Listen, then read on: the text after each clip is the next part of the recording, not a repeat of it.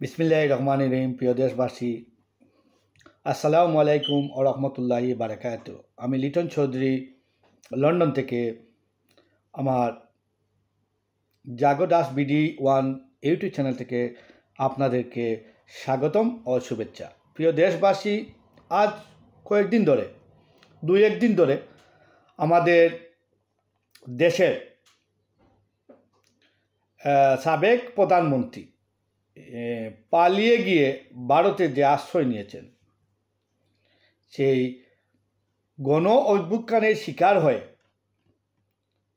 ছাত্র এবং জনতার আন্দোলনে যে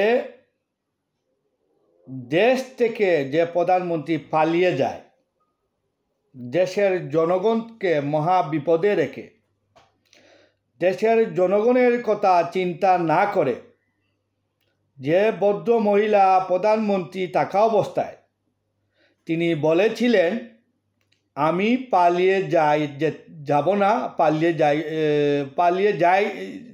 যাইব কোথায়, পালিয়ে আমি যাব না, এই দেশেতেই আমি থাকব। তারপর আমরা দেখলাম ওনার কথা, ওনার চলন কোনোটাই দেশ এবং দেশের স্বার্থে নয়। উনি পালিয়েই চলে গেলেন। ওনার কথায় আর কথার যে সুর ছিল তা সম্পূর্ণ ভিন্ন এবং সম্পূর্ণ তার কথার বিপরীত। প্রিয় দেশবাসী, আবারও হাজির হলাম। কিছুদিন ধরে আমরা বর্তমান যে ছাত্র আন্দোলনের ফসল, যে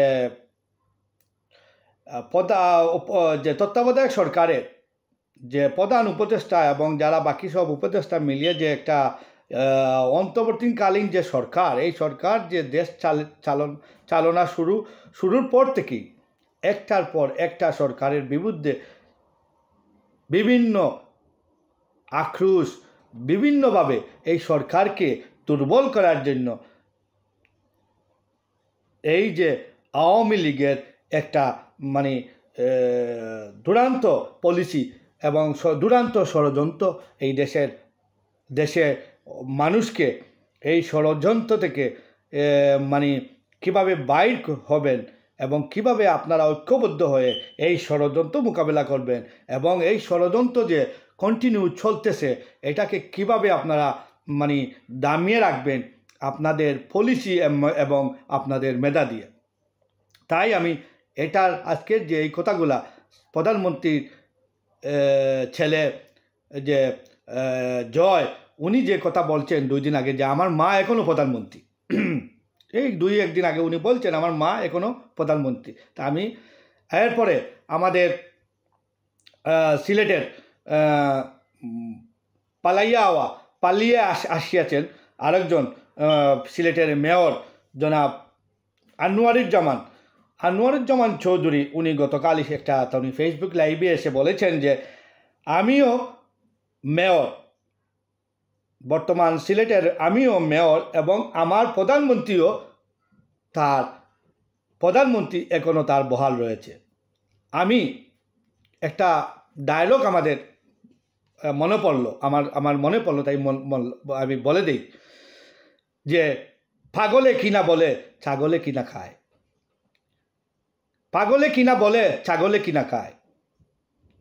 প্রিয় দেশবাসী, আপনারা মনে রাখবেন, এই দেশের 18 কোটি জনগণ আমরা ঐক্যবদ্ধ যদি থাকি, তাহলে এই মাফিয়া, স্বৈরাচার এবং খুনি, এই যে আওয়ামী লীগের নেত্রী শেখ হাসিনা এবং তার যত দূষর আছে, আমরা এই দূষরকে কীভাবে শায়েস্তা করতে হয় এবং কীভাবে যে তারা এই দেশকে নিয়ে যে ছিনিমিনি খেলে, দেশের প্রধানমন্ত্রী উনি সাবেক প্রধানমন্ত্রী থাকা অবস্থায় উনি রিজাইন দিয়ে উনি দেশ থেকে পালিয়ে গিয়ে যাওয়ার পরও ওনার কিছু নেতা এবং ওনার ছেলে বলতেছেন আমার মা এখনও প্রধানমন্ত্রী বহাল আছেন, যে কোনো সময় আমার মা দেশে গিয়ে প্রধানমন্ত্রীর দায়িত্ব পেয়ে যাবেন। এবং আনোয়ারুজ্জামান এখানের লন্ডন থাকেন, উনি ভাগ্য কি পরিণতি, উনি কিসের বিনিময়ে গিয়ে সিলেটের বাগা বাগা নেতা থাকা অবস্থায় উনি মেয়রের পদ যুগ্যে নিলেন এবং বিনা ভোটের মেয়র নির্বাচিত হলেন, এটা তো আপনারা জানেন কোনো প্রতিদ্বন্দ্বিতা ছিল না। তাই আমি দেশবাসীকে স্মরণ করিয়ে দিতে চাই যে ষড়যন্ত্র কন্টিনিউয়াস চলতেছে এই বাংলার বুকে ষড়যন্ত্র করতেছে ভারত এবং আওয়ামী লীগ এন্ড ভারত যৌথভাবে বাংলাদেশের উপরে ষড়যন্ত্র চালিয়ে যাচ্ছে। এই ষড়যন্ত্র কিভাবে চালাচ্ছে, কত কিছুর বিনিময়ে এই ষড়যন্ত্র চলছে। কখনো টাকা দিয়ে বড় বড় অফিসারকে কিনে ষড়যন্ত্র চালিয়ে যাচ্ছে। রাজনৈতিক মহলে কিছু মানে এই তত্ত্বাবধায়ক সরকার লং টাইম থাকবে বলে বিএনপিকেও উসলিয়ে দিতে চাচ্ছে। এই মানে চতুর্দিক থেকে একটা ষড়যন্ত্র করে বন্যা দিয়ে পানি দিয়ে মানুষকে মেরে আরও ষড়যন্ত্র করতেছে। যে কোনোভাবে এই দেশে দুর্ভিক্ষ লাগাতে পারলে মানুষ মনে করবে আগের গভর্নমেন্টই ভালো ছিল, শেখ হাসিনাই ভালো ছিল। এইটা তারা মানুষের সামনে প্রচার করতে চাইতেছে। আর বাকি আপনাদের কাছে আমি বাকি কি হলো, কি ওনার ছেলে বলেছে, প্রধানমন্ত্রী কি বলেছেন, এবং আরও যে রাষ্ট্রের কোনো ওরা বিজ্ঞ নেতা আমি বলি ওরা বিজ্ঞ নেতা, আরও দুই এক নেতা কিছু কী বলেছেন তা আমি আপনাদের সামনে তুলে ধরবো। প্রিয় দেশবাসী, আমার কথা আপনারা শুনুন। এখন আসি মেইন যে বাংলাদেশের যে দুর্নীতি, বাংলাদেশের যে স্বজনপ্রীতি, বাংলাদেশের যে মানুষ মারা গুম, এইসবের দামাচাপা দিবার জন্য ভারতের সহযোগিতায় আমাদের প্রধানমন্ত্রী ছিলেন সাবেক প্রধানমন্ত্রী শেখ হাসিনা, উনি এক হয়ে যে ষড়যন্ত্র বাংলাদেশের উপরে একটার পর একটা চালিয়ে যাচ্ছেন তা কোনোভাবেই সফল হবে না। বিকজ আমি আগেই বলেছিলাম আপনাদেরকে একতাই বল। তা আমরা এক থাকলে যদি যারা এই কষ্টের বিনিময়ে এই ফ্যাসিস্ট সরকারকে, জালিম সরকারকে আপনারা উৎখাত করেছেন, কিন্তু এখনও এই জালিম সরকার ভারতে বসে বিভিন্নভাবে এই বাংলাদেশকে নিয়ে একটা বিরাট ষড়যন্ত্রের জাল বুনছে। আপনারা এখনও সতর্ক থাকতে হবে এবং আপনারা মনে করবেন না আমরা পুরাদমে স্বাধীন হয়ে গেছি। নো ব্রাদার, নো সিস্টার, এখনও আপনাদের বহু কাজ বাকি রয়েছে। প্রিয় দেশবাসী, কাজ কি বাকি রয়েছে? বৈষম্য স্বার্থবিরোধী আন্দোলনের যারা নেতৃত্ব দিয়েছেন এবং আমার দেশের জনতা যারা তাদের সাথে একত্রতা করেছেন, সবাই মিলে আবারও আপনারা মাঠে প্রস্তুত থাকুন।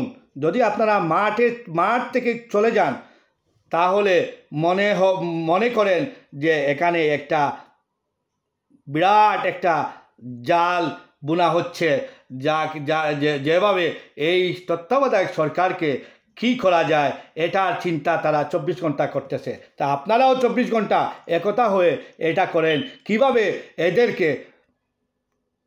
কিভাবে এদের সব প্ল্যানকে নস্যাৎ করতে পারেন সেই পরিকল্পনা আপনারা করবেন। তাই ছাত্র বৈষম্য আন্দোলনের ছাত্র জনতা সবাইকে আমি হাত জোড় করে আমি বলতেছি, আপনারা মাঠ থেকে সরে যাবেন না প্লিজ, বিকজ বি কেয়ারফুল। ষড়যন্ত্রকারীরা চতুর্দিকে আসে, সুযোগ পেলেই চুবল মারবে। তা আপনারা সাবধান হয়ে যান। আমরা যদি সতর্ক থাকি সুবল মারতে পারবে না ইনশাআল্লাহ। এখন কি করতে হবে? আমাদের একতা থাকতে হবে এবং কোনো ইলেকশন কোনো কিছু নিয়ে কোনো রাজনৈতিক দল এখন কোনো কথা বলার দরকার নেই। ইলেকশন বলবেন যদি আপনাদেরকে কেউ পুষ্টিঙ্গি দেয়, আপনারা বলে উঠবেন যে ইলেকশন তার স্বাভাবিক, যেদিন ইলেকশন উনি সাহেব দিবে, ডক্টর ইউনূস সাহেব যেদিন ইলেকশন দিবে সেদিন আমরা রাজি আছি, কোনো অসুবিধা নেই। ওনার উপরে আমাদের আস্থা 100%। আপনারা ওনার উপরে 100% আস্থা রাখুন। উনি একজন দেশপ্রেমিক লোক, ওনার কোনো টাকা পয়সার কোনো প্রয়োজন নাই, উনি কোনো সরকারের প্রধান হওয়ারও ওনার কোনো রাজনৈতিক দলের সাথে উনি কোনো জড়িত নাই, উনি রাজনৈতিক দল করবেনও না। উনি আপনাদের কোনো কিছুর প্রবলেম নাই, রাজনৈতিক দলের কোনো প্রবলেম নাই, কারণ যেহেতু ওনার কোনো রাজনৈতিক দল নাই, উনি টাকা পয়সার অভাব নাই, উনি রাস্তা থেকে আসেন নাই। উনি একজন শক্তিশালী মানুষ, ওয়ার্ল্ডের একজন নামকরা লোক, ওনাকে আপনারা সম্মান দেন, ওনাকে উপরে বিশ্বাস রাখেন, ইনশাআল্লাহ উনি ইলেকশন দিবেন যথাসময়ে। এটার জন্য আপনারা ওয়েট এন্ড সি করেন। আপনারা এটা নিয়ে, ইলেকশন নিয়ে কোনো কথা বলবেন না, চুপ, একদম চুপ হয়ে যাবেন। ইলেকশন উনি দিবেন ইনশাআল্লাহ, আপনারা রেডি থাকেন ইলেকশনের জন্য, আপনারা কাজ আপনারা চালিয়ে যান, কিন্তু তত্ত্বাবধায়ক সরকারকে কোনো প্রেশার ক্রিয়েট করবেন না ইলেকশনের জন্য।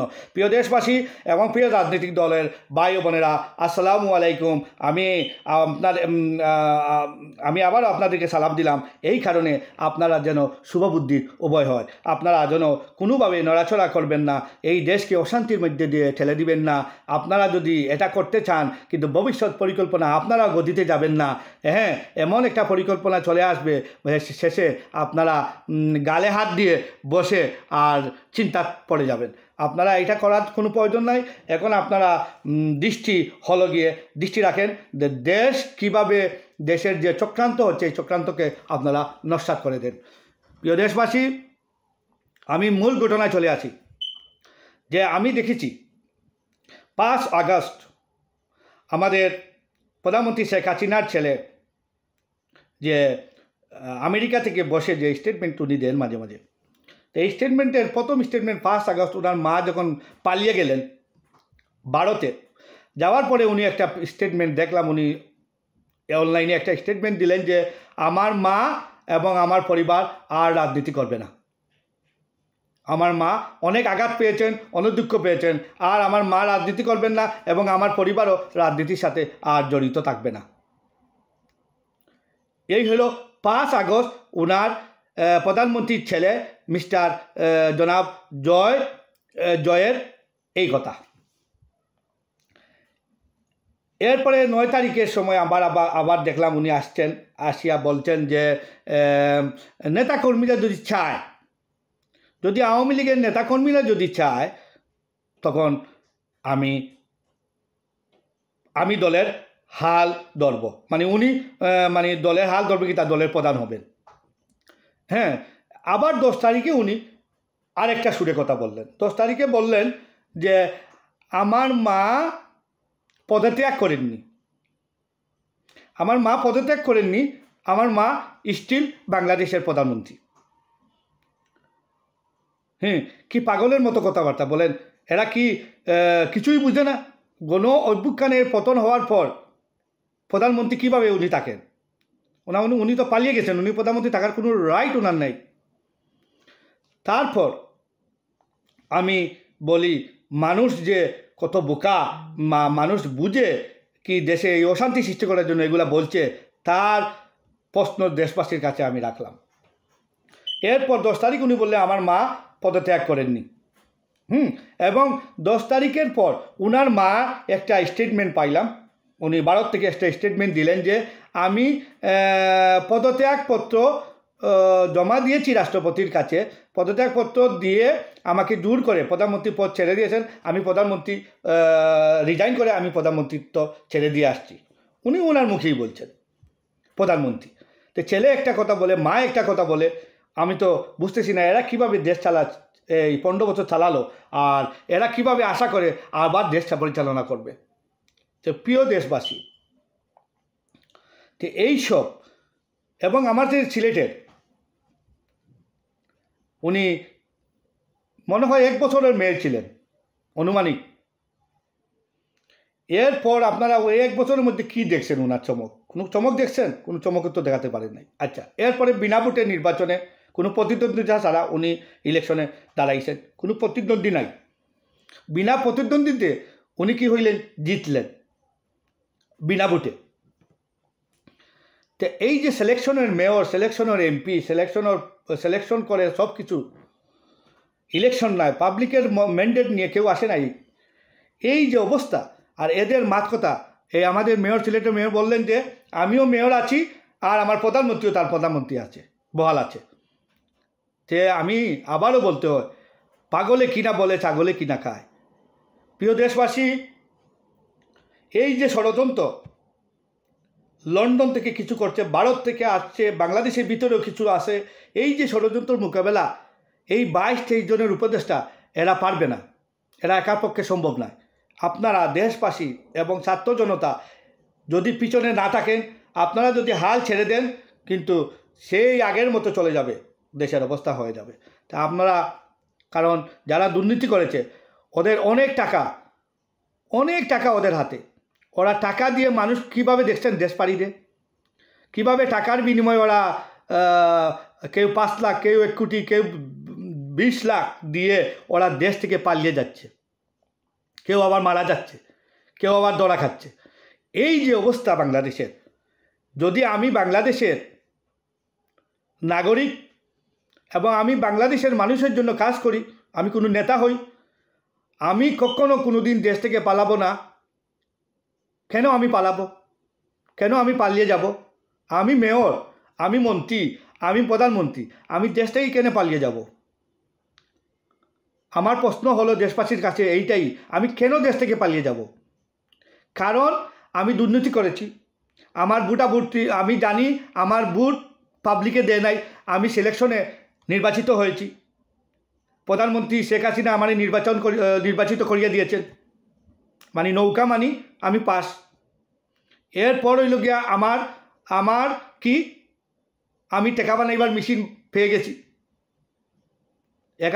এক টাকা বানাইয়া আমি দিব হাসিনারে, আর আমি পারলে তোরা কাজ করা মানে সিটির কাজ বলেন আর এমপিদের কাজ যেগুলো আছে এগুলো করবেন। এই হলো আমাদের দেশের অবস্থা। এই আমাদের যে আনোয়ারুজ্জামান আর হাসিনার ছেলে জয়, আরও 2-1 লিডার মাঝে মাঝে আমি দেখি ওরা যে কিটা গোপালগঞ্জ আওয়ামী লীগ নাকি সবাই প্রস্তুত, যে নেতাকর্মী প্রস্তুত, শেখ হাসিনা দেশে আসবেন, ওনারা প্রস্তুত। আমি বলি আপনারা গোপালগঞ্জের লোক, আপনারা বোকা নাকি? 2-1 জন মিলে আপনারা যে আন্দোলন করছেন, বলছেন শেখ হাসিনা চলে আসবে, আর এই যে শাহাবুদ্দিন একজন আছেন, উনি এখন হাল ধরছেন মনে হয় আওয়ামী লীগের, উনি বলছেন, ওনার উদ্দেশ্যে আমি বলি, আপনার নেত্রী ভারতে পালিয়ে গেলেন, আপনার কি লজ্জা শরম নেই? আপনার রাজনীতি করবেন, ঠিক আছে, আপনার রাজনীতিকে কেউ বাধা দিবে না, কারণ এই গভর্নমেন্ট কেউ বাধা দিচ্ছে না, আপনি মারতে পারতেছেন। যদি অন্য দল হইতো আপনারা থাকতেন তো কেউ মারতেই দিতে পারতেন না, মুখ বন্ধ করে দিতেন। তা আমরা এইটার পক্ষে নয়, কেউ শিলগালা করার পক্ষে আমরা নই।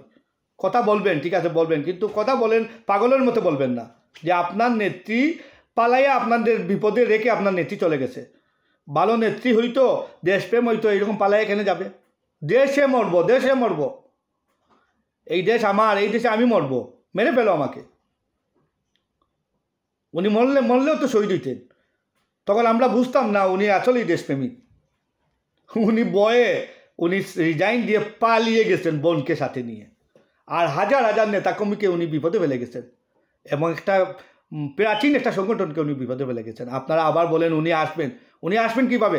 দেখুন কী কারণে এই গভর্নমেন্ট গেছে, আমি এইটা আপনাদের সামনে বিস্তারিত তুলে ধরবো। প্রথমত হলো, আমাদের দেশে উনি বলছেন প্রধানমন্ত্রী আসেন, তো জয়কে উদ্দেশ্য করে এবং আনোয়ারুজ্জামান চৌধুরীকে উদ্দেশ্য করে আমি বলছি, এবং প্রধানমন্ত্রী শেখ হাসিনা এবং শেখ হাসিনার যারা দূষর তাদেরকে উদ্দেশ্য করে বলছি, যারা এই কথা বলতেছে, যে একটা সেনাপ্রধান 5 আগস্ট কী ভাষণ দিয়েছিলেন এই জাতির উদ্দেশ্যে, এটা রেকর্ডের যে ভাষণ উনি দিয়েছেন, সেনাপ্রধান বলেছিলেন জাতির উদ্দেশ্যে যে প্রধানমন্ত্রী রিজাইন করে দেশ থেকে পালিয়ে গেলেন, রিজাইন থেকে উনি পদত্যাগ করে উনি চলে গেছেন ভারতে, উনারে ভারতে যাওয়ার সুযোগ আমার স্পেশাল বাহিনী দিয়ে উনি পাঠাইয়া দিয়েছেন ভারত, দিয়ে উনার জীবন বাঁচিয়ে দিয়েছেন। উনি আর্মির অফিসার, কত ভালো, ওনার জীবন বাঁচিয়ে দিয়েছেন, নতুবা ওনার জীবন ছিল বিপন্ন, পাবলিক ওনাকে মেরে ফেলতো।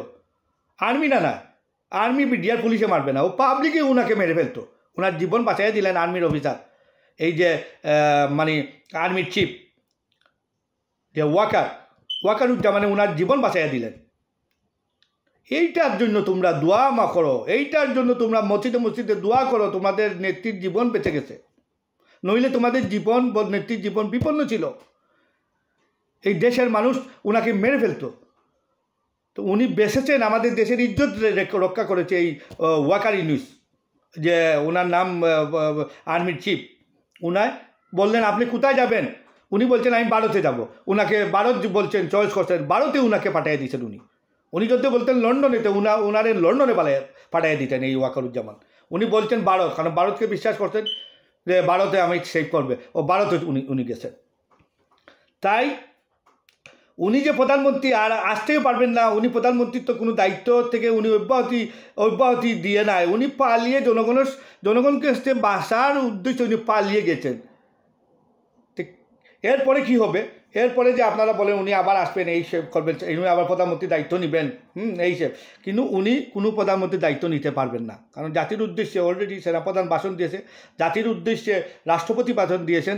রাষ্ট্রপতি বলেছেন যে আমার কাছে হাসিনায় রিজাইনের কপি আমার কাছে আছে, এবং সেনাপ্রধানও সেই কথা বলেছেন। এখন বর্তমানে যে উপদেষ্টা, পররাষ্ট্র উপদেষ্টা, তিনিও এই কথা বলেছেন। তো এখান কি জনগণকে দেখাই তুলবেনি এই হাসিনায় পদত্যাগপত্র দিয়া পালাইয়া গেছে? এটা তো জনগণে জানে উনি পালিয়ে গেছেন। উনি পালিয়ে না গেলে উনার কী হইতো আপনারা তো জানেনই। উনি যদি দেশে থাকতেন তো উনার কী অবস্থা হইতো? মানুষ মরতো, আরও কিছু মরতো, কিন্তু উনি তো বাঁচতে পারতেন না। উনি গণপিটুনি মারা যেতেন, পাবলিকের গণপিটুনি খেয়ে উনি মারা যেতেন। আর আমাদের দেশ লজ্জায় আর মুখ দেখাইতে হলে দেশের প্রধানমন্ত্রীরা ওরা মেরে ফেলছে, দেশের লোক। এইটার থেকে তো আমরা অন্ততপক্ষে আল্লাহ আমাদের এই সম্মানটা রাখছে। যাই হোক, প্রিয় দেশবাসী, উনি আর প্রধানমন্ত্রী হতে পারবেন না। কেন পারবেন না আমি বলে দিই।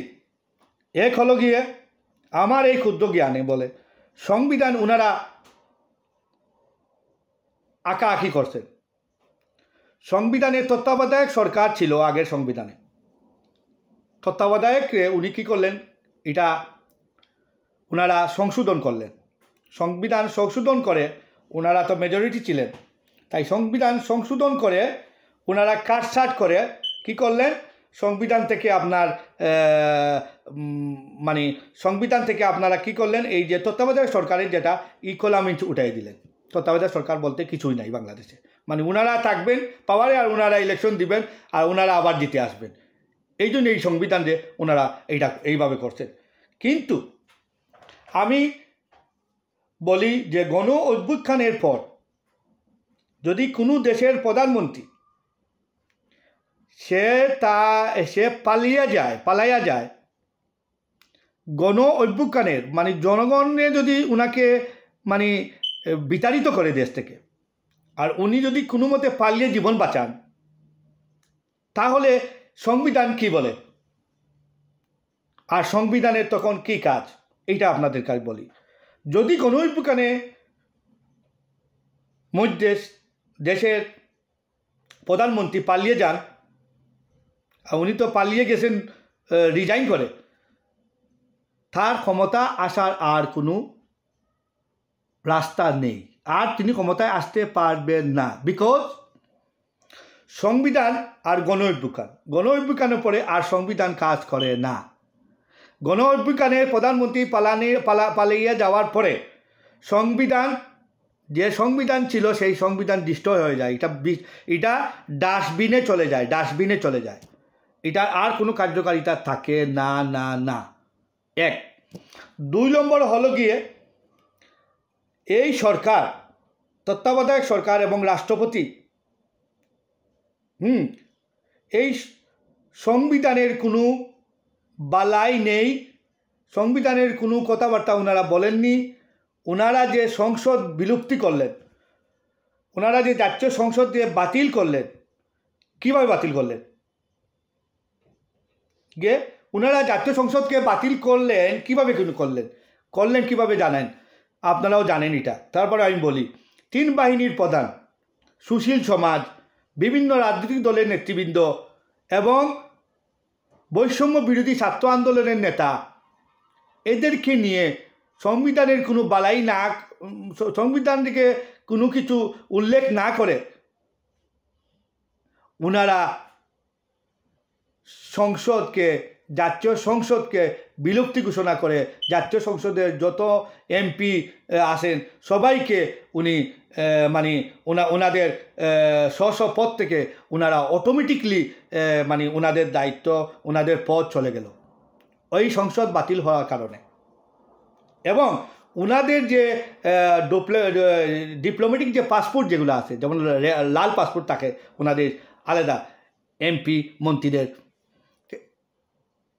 প্রধানমন্ত্রী শেখ হাসিনার সহিতে ডিপ্লোম্যাটিক যতজন আছেন, এমপি বলেন আর মন্ত্রী বলেন, সবাই পাসপোর্ট সরকার বাতিল করে দিল। আর ডিপ্লোম্যাটিক পাসপোর্টে আর কেউ কোথায় ইউজ করতে পারবে না। এই যে অবস্থা, এখানে কোনো সংবিধানের কোনো দোহাই দেওয়া হয়েছে বা সংবিধানের কোনো বালাই এখানে আছে? এখানে সংবিধান কোনো বালাই নাই। এখন নতুন সংবিধান আসবে। আগের সংবিধান পুট ইন দ্য বিন, হ্যাঁ, বিনও রাখা হয়ে গেছে। আগের সংবিধানে হয়েছে কিটা হয়েছে, পুট ইন দ্য বিন, বিনও গেছে কিটা, বিনও রাখা হয়ে গেছে। এখন আপনার নতুন সংবিধান বানাইব। এখন যে আইব, যে গভর্নমেন্ট আইব, তারা মেজরিটি পায়, তারা সংবিধান করবো। আর বা এই গভর্নমেন্টে সংস্কার করিয়া তারা কিটা করবো, এটা সংবিধান বিশেষজ্ঞ যারা আসেন তারা আপনার এটার উত্তর দিতে পারবা। বাট আমি যতক্ষণ জানি এই সংবিধান এখন আর কার্যকারী নাই। এই সংবিধান মানে এটা গণ অদ্ভুত কারণে এই সংবিধানের আর কোনো কিছু রয়েছে না। এই সংবিধানের কোনো দোয়াই দেওয়া যেত নাই। তাই এই প্রধানমন্ত্রী আর কোনো মতেই এই দেশের প্রধানমন্ত্রী থাক, উনি আসতেও পারবেন না। উনি এখানে আসিয়া প্রধানমন্ত্রী তো চাইতেও পারবেন না। উনি আসলে তো জেল, আর প্রধানমন্ত্রী চাওয়া তো দূরও ব্যাপার। এটা একটা বুকাস, ভুয়া, এবং তারা একটা ষড়যন্ত্র সামিল। এবং এই কথাবার্তা যারা বলছে এদেরকে আইনের আওতায় এনে এদেরকে শাস্তি দেওয়া আমি মনে করি একান্ত প্রয়োজন। কারণ এরা দেশদ্রোহী কথাবার্তা বলতেছে। দেশের জনগণের উপরে যারা কথা বলবে, এরা কোনো রাজনৈতিক দল হোক আর যে কোনো হোক, এরা দেশদ্রোহী কাজ করবে। কারণ জনগণ সব কিছুর মালিক। সব ক্ষমতার উৎস হলো এই বাংলাদেশ, খালি শুধু নয়, সল ওয়াল অর দা, আর সমস্ত পৃথিবীর সব কিছুর মালিক হলো ক্ষমতা। ক্ষমতা হলো জনগণের হাতে। জনগণের চাইলে তোমারে খানে ধরে নামাইতে পারে, জনগণের চাইলে তোমারে সসম্মানে চেয়ারে বসাতে পারে। এটা জনগণের ব্যাপার। বাংলাদেশের 18 কোটি জনগণে তোমাকে কি করবে কি করবে না সেটা জনগণই জানে। সংবিধানের দোহাই দিয়ে আর আপনারা তো অনেক কিছু করেছেন আগে, এখন আর তো সংবিধান শেষ। সংবিধান, নতুন সংবিধান বাংলাদেশে হবে। প্রিয় দেশবাসী, এই আমাদের মানে সংবিধানের দোহাই দিয়ে তারা যে কী করতে পারে, প্রধানমন্ত্রী আছে এই সেই, এটা আপনারা এটা কোনো কান দিবেন না। এগুলা বুয়া, এগুলা দিয়ে আপনাদেরকে মানে কিছু মানুষ তারা জড়ো করার চেষ্টা করছে। যে কিছু মানুষ বলতে পারবে প্রধানমন্ত্রী তো আছে।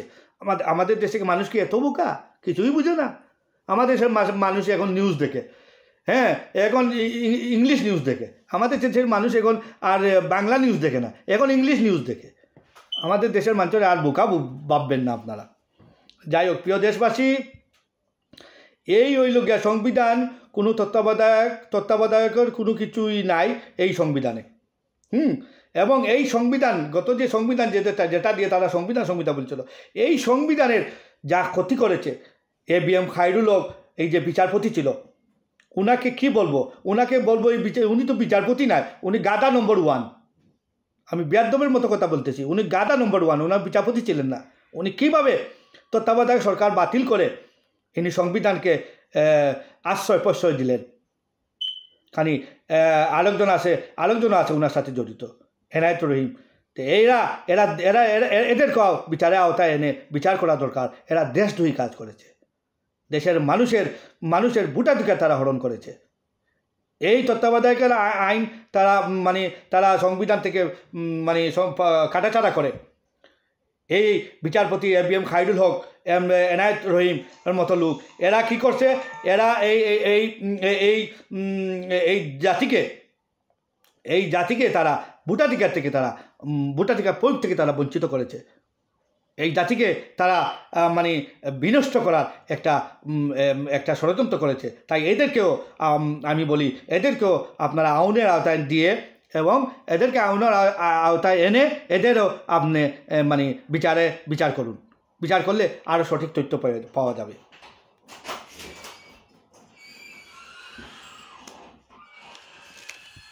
আপনারা বারবার এই গণঅভ্যুত্থান আপনারা বারবার করতে পারবেন না। তো আপনারা বি কেয়ারফুল থাকেন। দেশের ভাই বোন জনতা যারা আছেন, আমার দেশের প্রিয় মানুষ যারা ছাত্র জনতা, বৈষম্য আন্দোলনের ছাত্রদের উদ্দেশ্যে আমি বলছি, ভাই আপনারা মাঠে থাকেন, আপনারা বীরের মতো মাঠে থাকেন। আপনারা মাঠ থেকে সরে গেলে কিন্তু অনেক ক্ষতি হবে দেশে। এখন আমরা যা শুনতে পাচ্ছি, মানে ভারত থেকে চক্রান্ত চলবে আনটিল, এটা চলতেই থাকবে। এটার কোনো সময় আনটিল বলতে পারবো না, এটা কোনো সময় নাই, এটা চলবে।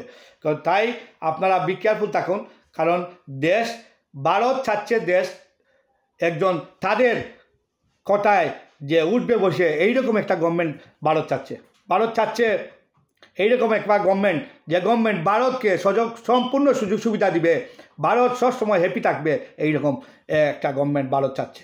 তাই আমি দেশবাসীর উদ্দেশ্যে বলতেছি, প্রিয় দেশবাসী, আমি আর বেশিক্ষণ আর কথা বলবো না, কারণ এখন আমার অনেক সময় হয়ে গেছে, প্রায় আধা ঘন্টার মতো আমি কথা বলতেছি।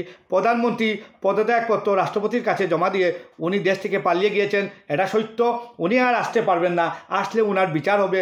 এই যে 2 থেকে 3 হাজার মানুষকে মারছেন উনি, গুম খুন করছেন, 40 থেকে 50 হাজার মানুষ আহত হয়ে কেউ পঙ্গুত্ব করছে, কেউ অন্ধত্ব, কেউ শারীরিক বিভিন্ন বিকলাঙ্গ জীবনযাপন করবে সারা জীবন। তাদের এই 50 হাজার মানুষের মতো হবে। হ্যাঁ, উনি টোটাল 15 বছরে এই শাসনামলে উনি এত মানুষ মেরেছেন, এত ক্ষতি করেছেন দেশের। এবং টাকা লুটের কথা, দুর্নীতির কথা বললে তো উনার পিএনই 400 কোটি টাকার মালিক। আজকে মানে আমাদের তত্ত্বাবধায়ক সরকারের প্রধান উপদেষ্টা জাতির উদ্দেশ্যে ভাষণ দেওয়ার কারণটা আপনাদেরকে 2-1 মিনিট বলি। উনি ভাষণ দিয়েছেন একটাই কারণ, দেশ বিভিন্নভাবে চক্রান্ত হচ্ছে, এই চক্রান্ত মোকাবেলা করতে ওনার অনেক সময় লাগবে, অনেক কষ্ট করতে হচ্ছে, ওনারা দিনে রাত কাজ করতেছেন দেশের জন্য। আপনারা ওনাদেরকে সম্পূর্ণভাবে সহযোগিতা করুন। আন্দোলন আর করবেন না। দেশ থাকে না, আন্দোলন দিয়ে কী করবেন? দেশ যদি থাকে না, আন্দোলন দিয়ে কী করবেন প্রিয় দেশবাসী?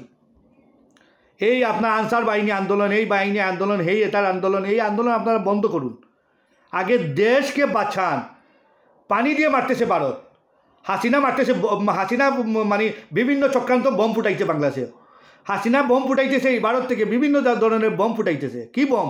এই আইটেম বম নাই, এই বম ফুটাইতেছে যে আমি আবার ক্ষমতায় আসতেছি, চ্যালেঞ্জ দিয়ে বলাইতেছে, তার দালাল চক্র দিয়ে বলাইতেছে আমি আবার বাংলাদেশে আসতেছি, আমি বাংলাদেশের প্রধানমন্ত্রী। আবার তার মুখে বলে সে প্রধানমন্ত্রী নয়। এই যে চক্রান্তর বম তারা অ্যাটাক করছে বাংলাদেশের উপরে, একটার পর একটা।